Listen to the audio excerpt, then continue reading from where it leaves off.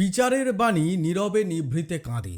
রবীন্দ্রনাথ ঠাকুরের প্রশ্ন কবিতার এই লাইনটি বর্তমান বঙ্গ রাজনীতিতে অত্যন্ত প্রাসঙ্গিক হয়ে উঠতে শুরু করেছে।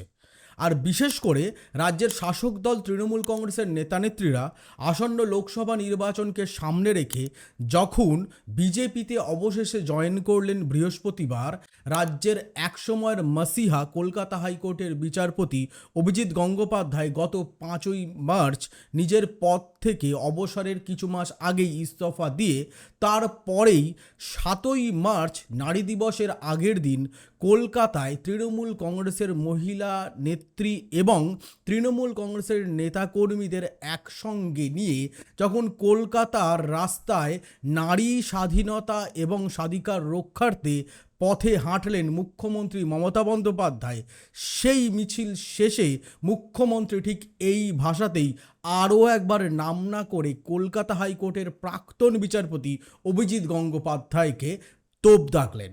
অভিজিৎ গঙ্গোপাধ্যায়কে যে তোপ এদিন মুখ্যমন্ত্রী মমতা বন্দ্যোপাধ্যায় নাম না করে দাগলেন, সেই তোপের একের পর এক হিসাব আমরা আশীর্বাদ দ্য ট্রুথের তরফে আপনাদের সামনে তুলে ধরব। কিন্তু তার আগে আপনারা একটা হিসাব এখনই মিলিয়ে দিন। তা হচ্ছে নিচে থাকা লাল সাবস্ক্রাইব বাটনটা এখনই ক্লিক করুন, পাশে থাকা বেল নোটিফিকেশনটাও ক্লিক করতে ভুলবেন না। একটা বিষয়, এই একটি সাবস্ক্রিপশন আপনাদের জন্য একেবারে ফ্রি, কিন্তু এই একটি সাবস্ক্রিপশন আশীর্বাদ দ্য ট্রুথকে অতিরিক্ত উৎসাহ যোগাবে। আর তাই আর দেরি না করে এখনই তোপ গোনার মতন করে সাবস্ক্রাইব বাটনে ক্লিক করে আশীর্বাদ দ্য ট্রুথকে সাহায্য করুন সাবস্ক্রিপশন গুনতে। তাহলে চলুন, আপনি সাবস্ক্রিপশন করেছেন আর বেল আইকন ক্লিক করেছেন ধরে নেই, আলোচনা শুরু করি। আলোচনা শুরুতেই বলেছি মুখ্যমন্ত্রী মমতা বন্দ্যোপাধ্যায় তোপ দাগলেন নাম না করে প্রাক্তন বিচারপতি অভিজিৎ গঙ্গোপাধ্যায়ের দিকে। তাহলে বুঝতেই পারছেন এদিনের আলোচনার শুরু থেকে শেষ পর্যন্ত 50-50 থাকবে অভিজিৎ গঙ্গোপাধ্যায় এবং মমতা বন্দ্যোপাধ্যায়ের ঘটনা। তা হচ্ছে সম্পূর্ণ ঘটনাটি হচ্ছে 7ই মার্চের। অভিজিৎ গঙ্গোপাধ্যায় কথা মতো 7ই মার্চ সল্টলেকে বিজেপির দফতরে যান এবং সেখানে গিয়ে রাজ্য বিজেপির দফতরে গিয়ে জয়েন করেন বিজেপিতে। বাড়ি থেকে তাকে এদিন নিতে এসেছিলেন লকেট চট্টোপাধ্যায় এবং অগ্নিমিত্রা পল। এই দুজনে একসঙ্গে তাকে নিয়ে যান বিজেপির পার্টি অফিসে এবং সেখানে উপস্থিত ছিলেন বিজেপির রাজ্য সভাপতি সুকান্ত মজুমদার, রাজ্যের বিরোধী দলনেতা শুভেন্দু অধিকারী এবং একই সঙ্গে বিজেপির অন্যান্য নেতানেত্রীরা। সকলেকে সামনে রেখে কম কথা বলে, কোট আনকোট কম কথা বলে, এটা মাথায় রাখবেন, কম কথা বলে রাজ্য বিজেপির দফতরে হাতে বিজেপির পতাকা তুলে দেওয়া হলো প্রাক্তন বিচারপতি অভিজিৎ গঙ্গোপাধ্যায়ের। এদিন অভিজিৎ গঙ্গোপাধ্যায় একেবারেই বিশেষ কোনো কথা বলেননি।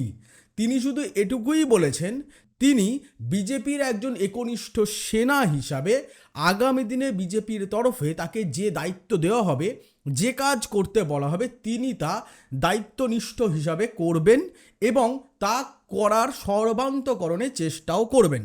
পাশাপাশি তিনি দিন আরও একবার বলেন, প্রধানমন্ত্রী নরেন্দ্র মোদী এবং বিজেপি পরিবারের সদস্য হিসাবে তিনি তার সমস্ত দায়িত্ব পালন করবেন এবং একই সঙ্গে তিনি বলেন, রাজ্যের দুর্নীতিপরায়ণ সরকার এবং বিশেষ করে তৃণমূল কংগ্রেসকে আসন্ন লোকসভা নির্বাচন এবং 2026-এ সম্পূর্ণ শূন্য করে মিলিয়ে দেওয়ার জন্য তাকে বিজেপি যে দায়িত্ব দেবে তিনি সেই কাজ করবেন। এদিন অভিজিৎ গঙ্গোপাধ্যায় আর বিশেষ কোনো কথা বলেননি, তিনি সাংবাদিকদের একটিও প্রশ্ন নেয়নি।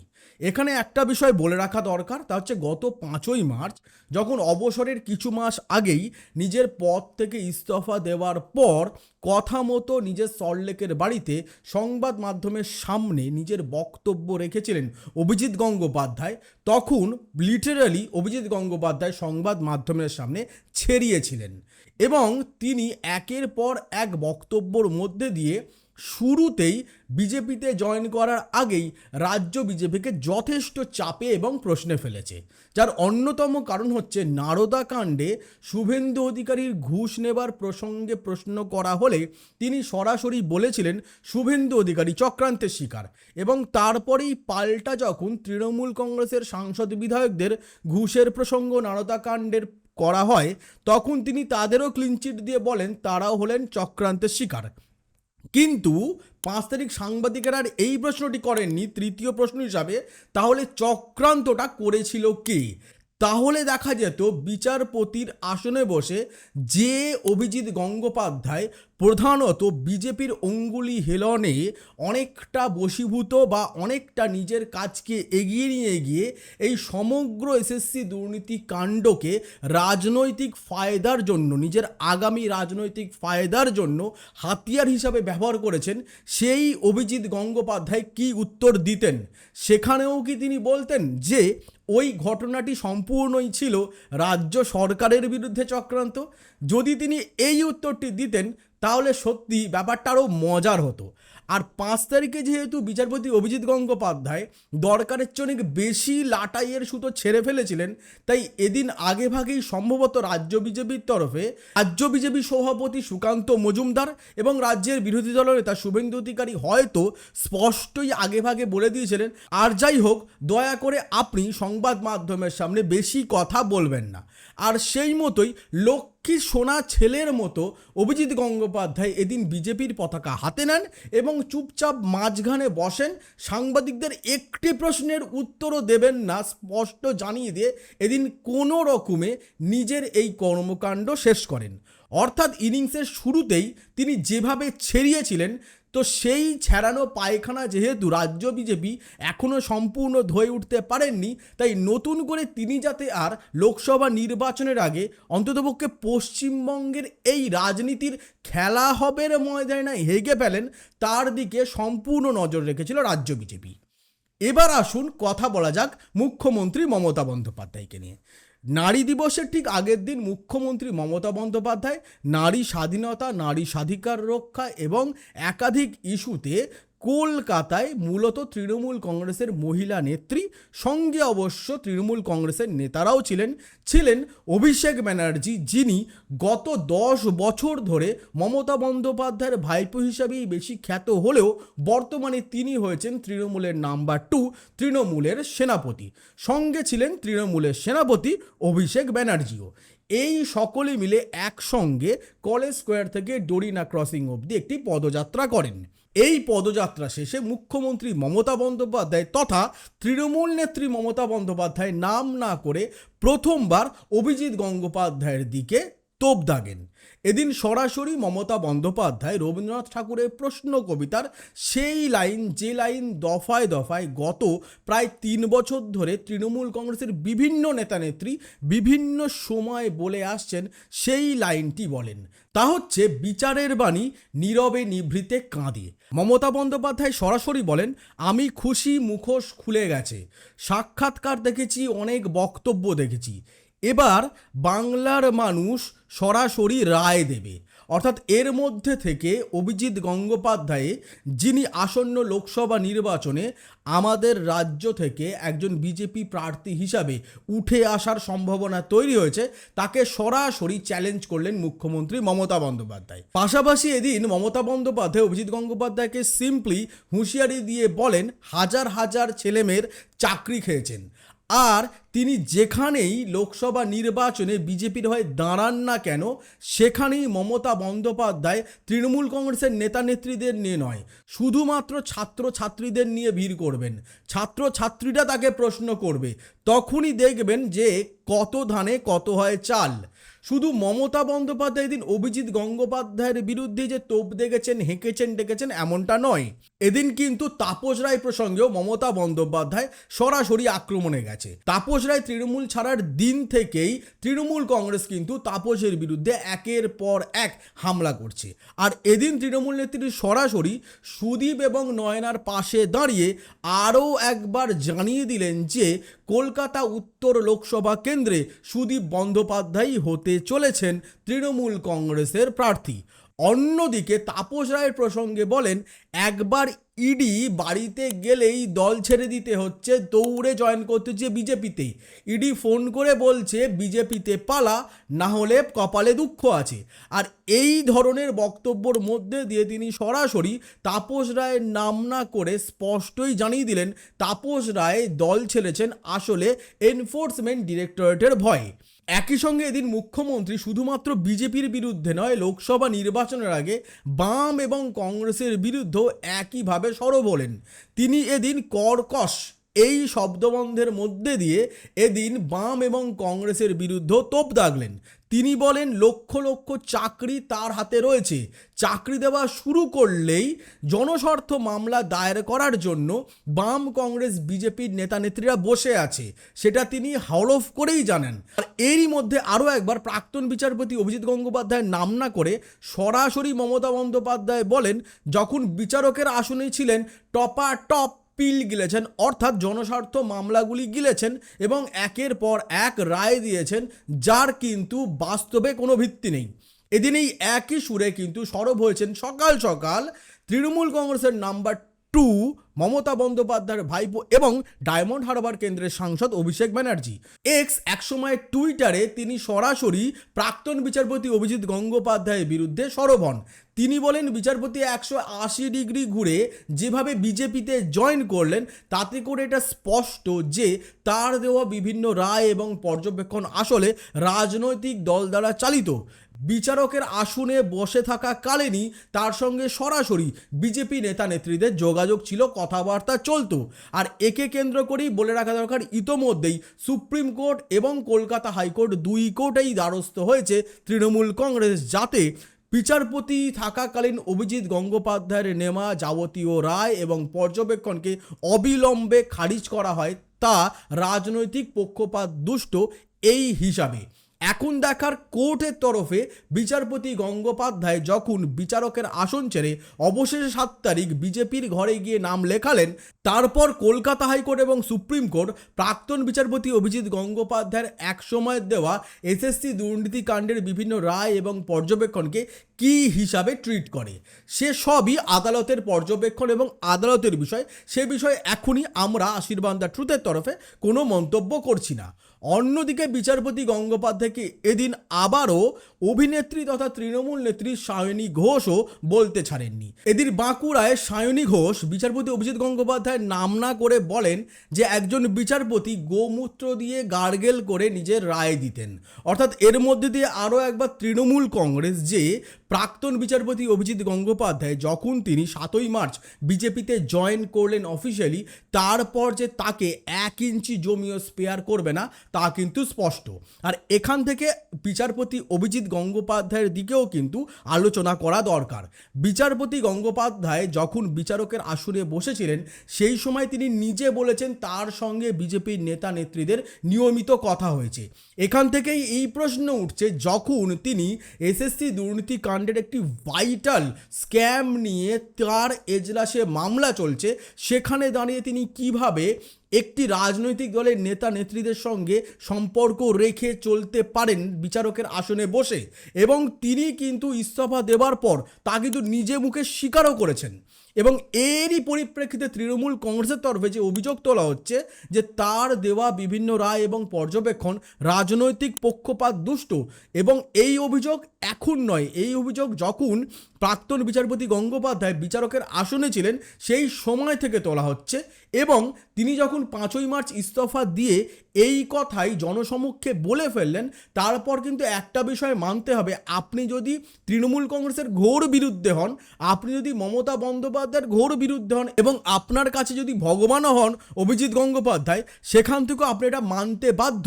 অভিজিৎ গঙ্গোপাধ্যায়ের এই কথার মধ্যে দিয়ে তিনি নিজে স্বীকার করলেন যে তার দেওয়া এসএসসি দুর্নীতি কাণ্ডের বিভিন্ন পর্যবেক্ষণ কেন্দ্রিক রায় আসলে রাজনৈতিকভাবে পক্ষপাত দুষ্ট, এবং তিনি দফায় দফায় যেভাবে অভিষেক ব্যানার্জির দিকে বিচারপতির আসনে বসাকালীন নাম করে একের পর এক মন্তব্য করেছেন, সেকে কেন্দ্র করে কিন্তু এটাই প্রমাণিত হচ্ছে যে বিচারপতি অভিজিৎ গঙ্গোপাধ্যায়ের অন্যতম লক্ষ্যই ছিল অভিষেক ব্যানার্জি, এবং তারপর দ্বিতীয় লক্ষ্য ছিল তৃণমূল কংগ্রেস, এবং তার অন্যতম পেছন থেকে চালক ছিল রাজ্য এবং কেন্দ্রের বিজেপি।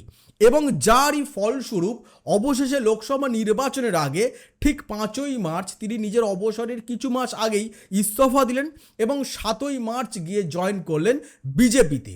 অভিজিৎ গঙ্গোপাধ্যায়ের বিজেপিতে জয়েনের মধ্যে দিয়ে কিন্তু আরও একবার রাজ্যের সিপিআইএম এই 34 বছর একসময় যারা আমাদের রাজ্যে দীর্ঘদিন সরকার চালাবার জন্য ইতিহাস গড়েছিল, তারাও কিন্তু প্রশ্নের মুখে পড়েছে। সিপিআইএম ঘনিষ্ঠ এই সুবাদে একসময় যখন প্রাক্তন বিচারপতি অভিজিৎ গঙ্গোপাধ্যায়কে বেশ মাথায় তুলে নাচতেন রাজ্যের সিপিএমের নেতা নেত্রীরা, সেই অভিজিৎ গঙ্গোপাধ্যায় যখন বিজেপিতে আনুষ্ঠানিকভাবে জয়েন করলেন, তারপর অন্ততপক্ষে আর যাই হোক আমাদের রাজ্যের সিপিআইএম পার্টির নেতা নেত্রীদের এখন সত্যিকার একসময় মুখ্যমন্ত্রী মমতা বন্দ্যোপাধ্যায় ক্ষমতায় আসার পরই বলেছিলেন না যে আপনারা এখন মুখে লিউকোপ্লাস লাগিয়ে বসে থাকুন, সত্যি সেই সময় থেকে যদি রাজ্যের সিপিআইএম এবং রাজ্যের বাম ফ্রন্টের নেতানেত্রীরা মুখে লিউকোপ্লাস লাগিয়ে বসে থাকতেন, তাহলে অন্ততপক্ষে 2024 লোকসভা নির্বাচনে বামেদের ঝুলিতে অন্ততপক্ষে একটা কি দুটো আসনও এসেও যেতে পারত, বা হয়তো 2021 বিধানসভা নির্বাচনে যে বাম বাস্তবে শূন্যে পরিণত হয়েছে, সেই বাম হয়তো এক দুটি আসন পেলেও পেতে পারত। অর্থাৎ এখান থেকেই প্রমাণিত সিপিআইএমের মধ্যে এলিট মানসিকতার সিপিআইএম পন্থী বামপন্থী হিসাবে যারা নিজেদের আমাদের বঙ্গে ক্লেম করে থাকেন, তাদের মধ্যে লুকিয়ে আছে সুপ্ত সাম্প্রদায়িকতা। তারা সুযোগ পেলেই বিজেপিকে ভোট করে, সুযোগ পেলেই আরএসএসকে সমর্থন করে। তারা হচ্ছেন একেবারেই উগ্র নয়, কিন্তু সুপ্ত উগ্র হিন্দুত্ববাদী। তারা জনসমক্ষে বিজেপির মতো নির্লজ্জভাবে উলঙ্গ নৃত্য করে না জয় শ্রীরাম বলে, কিন্তু তারা মননে মননে জয় শ্রীরামের বচন প্রতিনিয়ত আওড়ে চলে। আর তারই জলজান্ত উদাহরণ হচ্ছেন প্রাক্তন বিচারপতি অভিজিৎ গঙ্গোপাধ্যায়। আর অন্যদিকে অভিজিৎ গঙ্গোপাধ্যায়কে বিজেপির অন্দরে খবর তমলুকে সম্ভবত অভিজিৎ গঙ্গোপাধ্যায় লোকসভা নির্বাচনের প্রার্থী হতে চলেছেন বিজেপির। আবার অভিজিৎ গঙ্গোপাধ্যায় নিজের ঘনিষ্ঠ মহলে এমনটাও সম্ভাবনা ব্যক্ত করেছেন, তিনি চাইছেন অভিষেক ব্যানার্জির বিরুদ্ধে ডায়মন্ড হারবার কেন্দ্র থেকে প্রতিদ্বন্দ্বিতা করতে, কারণ তার পয়লা নম্বর শত্রুই হচ্ছে অভিষেক ব্যানার্জি। আর অভিষেক ব্যানার্জিকে হারানোই হচ্ছে প্রাক্তন বিচারপতির অন্যতম লক্ষ্য। এখন দেখার অভিজিৎ গঙ্গোপাধ্যায় শুরুতেই কিন্তু মমতা বন্দ্যোপাধ্যায়কে বড় রাজনীতিকের সার্টিফিকেট দিয়ে দিয়েছেন। অর্থাৎ তিনি এটা জানেন যে রাজ্যে তিনি আর কিছু হোক চাই না হোক, মমতা বন্দ্যোপাধ্যায়ের বিরুদ্ধে অন্ততপক্ষে অভিজিৎ গঙ্গোপাধ্যায় চুনোপুঁটিও না, অভিজিৎ গঙ্গোপাধ্যায়কে মানুষ পাত্তাও দেয় না। তাই মমতা বন্দ্যোপাধ্যায়কে সরাসরি চ্যালেঞ্জ না করে তিনি তার ভাইপো এবং বর্তমানে তৃণমূল কংগ্রেসের অন্যতম নেতৃত্ব স্থানে উঠে আসা অভিষেক ব্যানার্জিকে চ্যালেঞ্জ করেছেন। কিন্তু ভাইপোকে চ্যালেঞ্জ করলে পিসি কি আর চুপ করে বসে থাকবে? 7 তারিখ পিসি সরাসরি সেই চ্যালেঞ্জ অ্যাকসেপ্ট করে অনেকটা ঠাড়ে ঠোড়েই জানিয়ে দিলেন যে এই গোটা লোকসভা নির্বাচনে প্রাক্তন বিচারপতি অভিজিৎ গঙ্গোপাধ্যায়ের লড়াই আসলে তৃণমূল নেত্রী মমতা বন্দ্যোপাধ্যায়ের সঙ্গে। একই সঙ্গে রাজ্যের বিজেপি, কংগ্রেস এবং সিপিএমের সকল নেতা নেত্রীকে এটা স্পষ্ট ইঙ্গিত দিয়ে দিলেন যে আসলে আসন্ন লোকসভা নির্বাচনে এই সব কটি বিরোধী রাজনৈতিক দলের লড়াই তৃণমূল কংগ্রেসের সভানেত্রী রাজ্যের মুখ্যমন্ত্রী মমতা বন্দ্যোপাধ্যায়ের সঙ্গে। এখন দেখার রাজ্যের মানুষ 2021-এ বাংলা নিজের মেয়েকে চাইকে সামনে রেখে যেভাবে তৃণমূল কংগ্রেসের তৃণমূল নেত্রী মমতা বন্দ্যোপাধ্যায়কে সামনে রেখে নির্বাচনে তৃণমূল কংগ্রেসের তরফে ইভিএমের বাটন প্রেস করেছিল, সেই রাজ্যের মানুষ এবার লোকসভা নির্বাচনে ইভিএমের বাটন তৃণমূল নেত্রীকে সামনে রেখে প্রেস করে কি করে না। কারণ ইতোমধ্যেই কেন্দ্রে বিজেপির তরফে স্বরাষ্ট্রমন্ত্রী অমিত শাহ স্পষ্ট জানিয়েছেন যে এবারে যদি তাদের এনডিএ জোটকে 400 পার করতে হয়, তাহলে তার জন্য বাংলা থেকে অন্ততপক্ষে 35টি আসন বিজেপির চাই। আবার কিছুদিন আগেই প্রধানমন্ত্রী নরেন্দ্র মোদী আরামবাগে সভা করতে এসে তো তিনি দাবি করেছেন রাজ্য বিজেপি 42টি লোকসভা আসনই নিজেদের পকেটে পুরবে, 42টি আসনেই পদ্মফুল ফোটাবে। অর্থাৎ এখান থেকে আর একটা প্রশ্ন উঠছে, লোকসভা নির্বাচনের আগে যেখানে বিজেপি জলের মতন টাকা, পাবলিকের টাকা সরকারি বিজ্ঞাপন হিসাবে নিজেদের প্রচারে লাগিয়ে দিয়েছে, যেখানে একের পর এক সমীক্ষা বিভিন্ন রাজ্য জুড়ে চালাচ্ছে, সেখান থেকে পশ্চিমবঙ্গে দাঁড়িয়ে বিজেপির সমীক্ষায় বেশ ফাঁকফোকর থেকে গেছে। যার ফলে কখনো অমিত শাহ বলছে 35টি আসন, আবার কখনো প্রধানমন্ত্রী নরেন্দ্র মোদী অর্থাৎ তার মোটা ভাই এসে বলছেন 42টি আসন। রাজ্য বিজেপি ইতোমধ্যেই ঘেঁটে হয়ে গেছে তারা মোট কটি আসন পেতে পারে। অর্থাৎ এখান থেকে আরও একটা সম্ভাবনা আবার নতুন করে উঠে আসছে, যেহেতু রানাঘাট দক্ষিণ কেন্দ্রের বিধায়ক মুকুটমণি অধিকারী তৃণমূলে জয়েন করলেন 7ই মার্চ। তারপর থেকে একটা বিষয়, সম্ভবত গোটা রাজ্যে যে বিজেপি 2019-এ 18টি আসন পেয়েছিল, সেই 18টি আসন কি বাস্তবেই বিজেপি 2024 লোকসভা নির্বাচনে ধরে রাখতে পারবে? কারণ তাপস রায় তৃণমূল ছেড়ে বিজেপিতে গেল, আবার তৃণমূলে জয়েন করলো বিজেপি থেকে আর একজন বিধায়ক, অর্থাৎ সেই ব্যালেন্সই হয়ে গেল দাঁড়িপাল্লা। এখন দেখার লোকসভা নির্বাচনে দাঁড়িপাল্লার পাল্লা কার দিকে ঝোঁকে আর কার দিক থেকে উঠে যায়। যদিও তা সবই মানুষ সিদ্ধান্ত নেবে নিজেদের নির্দিষ্ট নির্ণায়ক ভোটে। আর সেই ভোট কিন্তু ডেভেলপমেন্টকে সামনে রেখে দিন, হিন্দু মুসলিম এজেন্ডাকে সামনে রেখে নয়, সাম্প্রদায়িকতা থেকে নিজেদের দূরে সরিয়ে ডেভেলপমেন্ট, বিশেষ করে আপনার পরিবারের জন্য যে দল যে প্রার্থী কাজ করবে তাকে নির্বাচন করুন, তার পক্ষে নিজের মত দিন ইভিএমে। তাহলে আশীর্বাদ দ্য ট্রুথের এই আলোচনা চলতে থাকবে আর আপনারাও দেখতে থাকবেন আশীর্বাদ দ্য ট্রুথ। আমি আশীর্বাদ, নমস্কার।